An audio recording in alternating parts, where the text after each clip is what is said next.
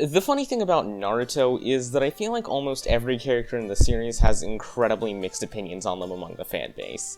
I mean, I get not everyone is going to agree on everything, but it's almost impressive how much discussion can be sparked just by saying you either like or dislike a certain Naruto character. And I think none are more controversial in the series than these two, the ever-going debate between Sakura Haruno and Hinata Hyuga. I have already made a video on Sakura, and to be frank, it's not great. Don't get me wrong, I still stand by my opinions in that video, but the script is unnecessarily confusing. I bring up some things to criticize that honestly don't deserve to be criticized. And of course my editing and overall production has improved a lot since then. I will still leave a link to the video in cards in the description if you still want to check it out, and I did leave a pinned comment that explains my thoughts a bit more clearly. But enough about Sakura. Of course today's topic is Hinata, and this is a bit more of a complicated situation than my thoughts on Sakura. I think Hinata is a fascinating character to analyze, not in the respect that she's particularly complex, rather I think her writing offers some good examples of both really good character writing, as well as how to mess up a character that could have been a lot better.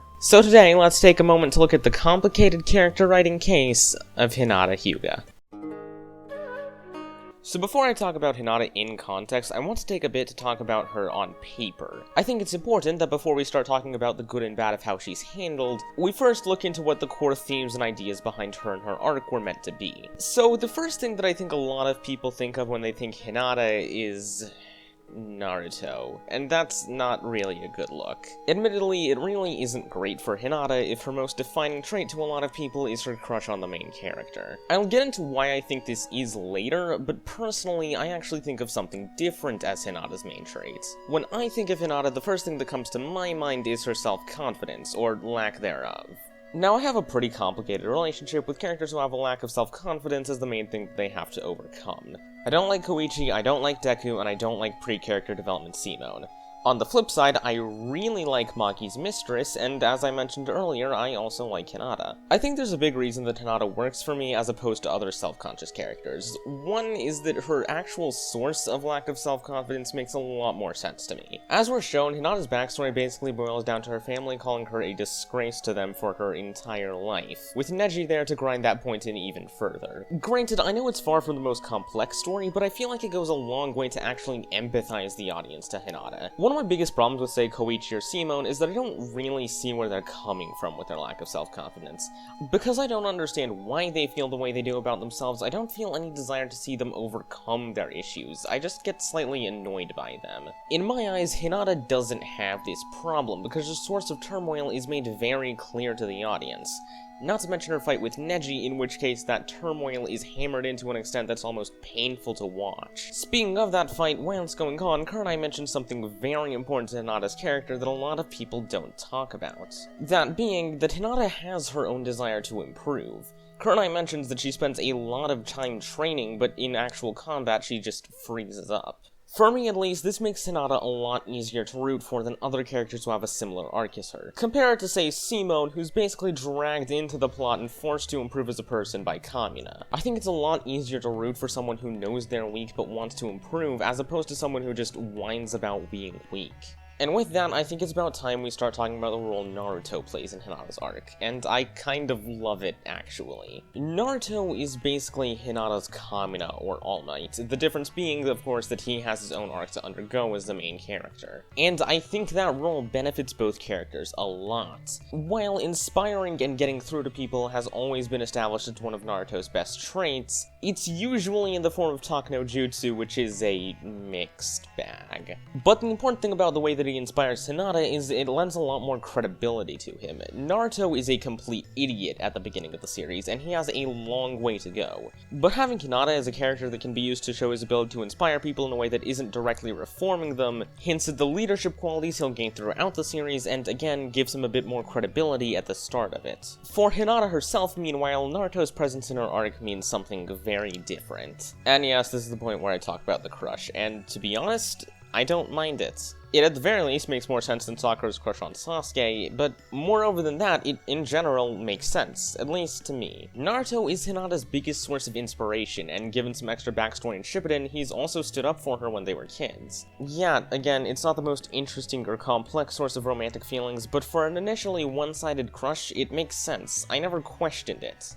But moreover, I think the influence of that crush leads to a potentially really beautiful character arc. In essence, Hinata's arc is the story of somebody who acknowledges themselves as something less than they want to be, but who also wants to improve themselves. But while she may not be able to muster the courage or strength to improve herself on her own, through the inspiration of someone she cares about, the desire to stand alongside and protect that person, she does become better, and I think that's awesome.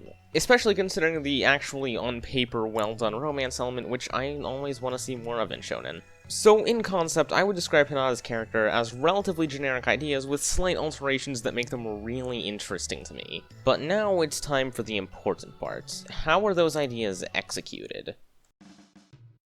So throughout the series, Hinata has 3 major moments, which for a side character in an ensemble cast as big as Naruto's is actually pretty good. And personally speaking, 2 of those moments are among my favorites in the entire series. But to begin, we have to look at her fight with Neji, which is good in its own right, but doesn't really give me much of anything to talk about. It's a perfectly solid introductory fight. Everything I mentioned in the last section is set up here, from Hinata's personal backstory to how she views Naruto. It does a perfectly good job of establishing her as a character and making her endearing. I don't know what else there is for me to say. So, I'm not gonna say anything more about it, and instead I'm gonna jump ahead a couple hundred episodes to my favorite moments in all of Naruto. That being Hinata versus Pain. First of all, just visually, this scene is great. The choreography is amazing, and the animation is stunning, especially the effects work on Hinata's lion fists. But of course, that alone doesn't make it my favorite moment in the series. I want to set the stage, even though I'm pretty sure how most of you know it goes. The entire village has been ruined. Naruto, after insisting that he fights on his own, has been pinned to the ground with seemingly no way to win. The only thing anyone can do is just look on in despair in hopes that Naruto will find a way out of this. Until...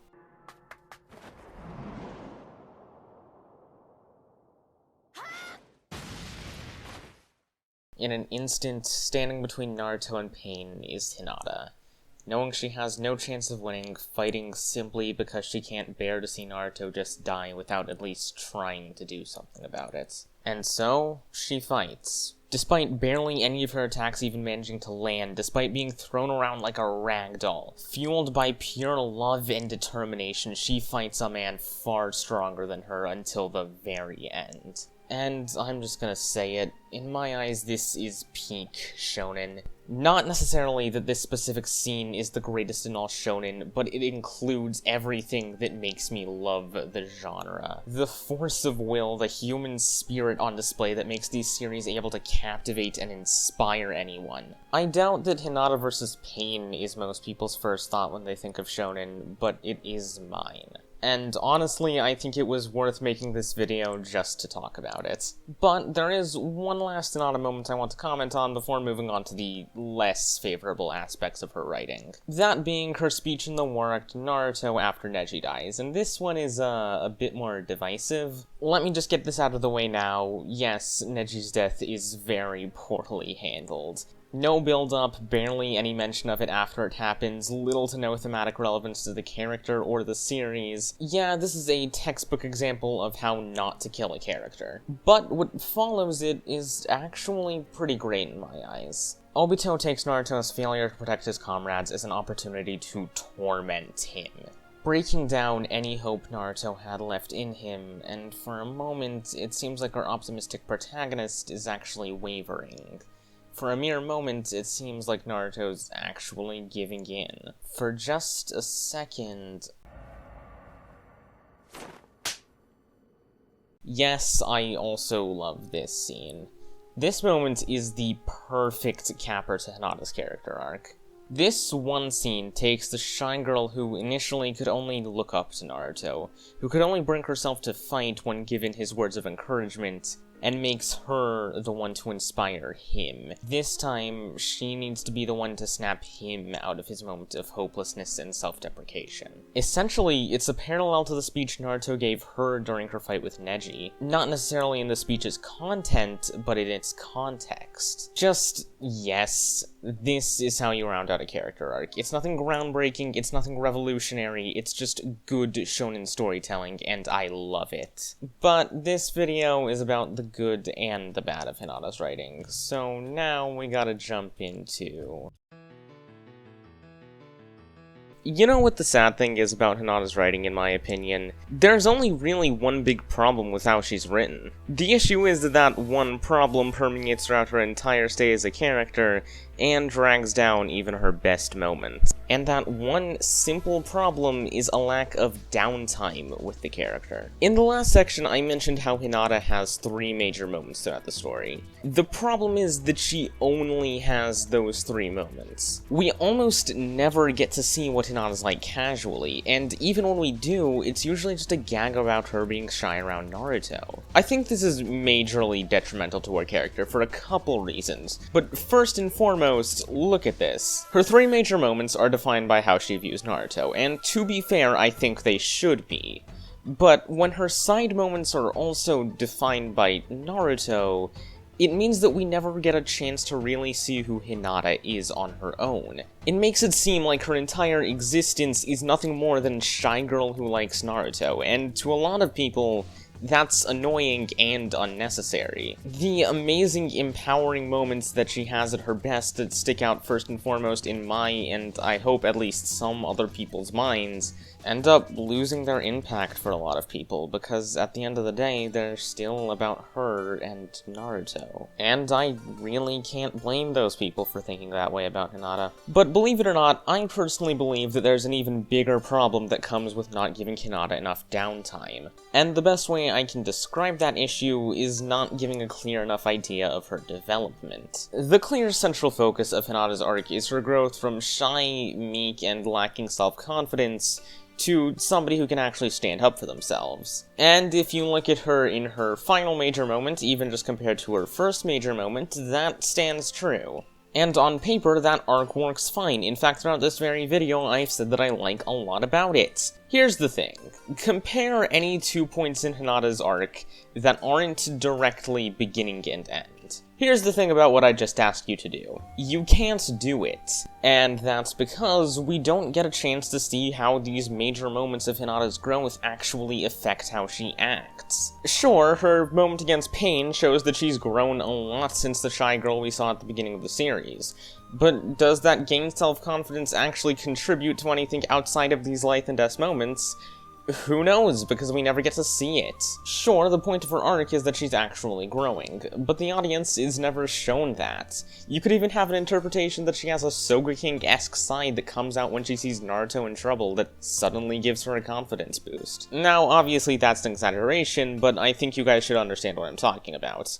Although, speaking of One Piece, basically the entirety of the Straw Hat crew is what I'm talking about with Hinata done right. Because the Straw Hats are a collective that we almost constantly see together, we get a lot of downtime with them. And the result of that is that we get to see both the individual characters and the group dynamics constantly shifting. Someone can have a major character moment in a tense action scene, and then we see the results of their growth through that moment in the way that they act casually around the rest of the crew. Big moments like Hinata standing up to Pain are fantastic additions to a character arc, but they can't make up a character arc in and of themselves, because for us to really believe that a character has grown, we have to see them applying that growth in everyday life. Otherwise, we don't have a good idea of what that growth really even means.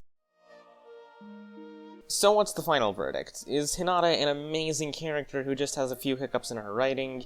Is she a horrible experiment that Kishimoto just barely managed to use right a couple of times? The answer is neither. That's kind of been the whole point of this entire video.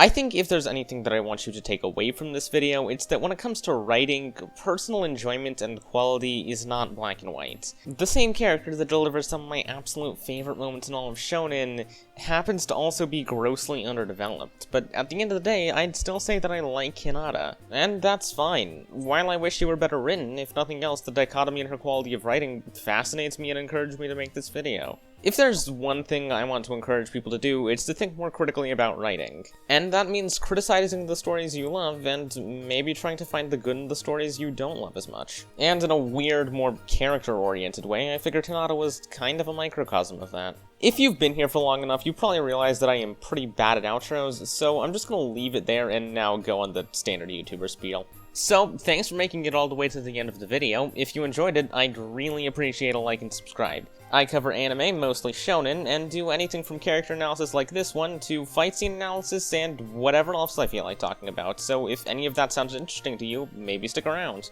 And speaking of sticking around, I want to say how much I appreciate all of you who have been sticking around in spite of my horrible upload schedule. It's been a while now that I've been taking a month to 2 months in between videos, and I'm really sorry for that. But like I said, it really does mean the world to me that the few of you who have stuck around have done so. I know my videos could be a lot better, but I hope they're at least a little worth the wait, which hopefully won't take as long as the wait between the last video and this one.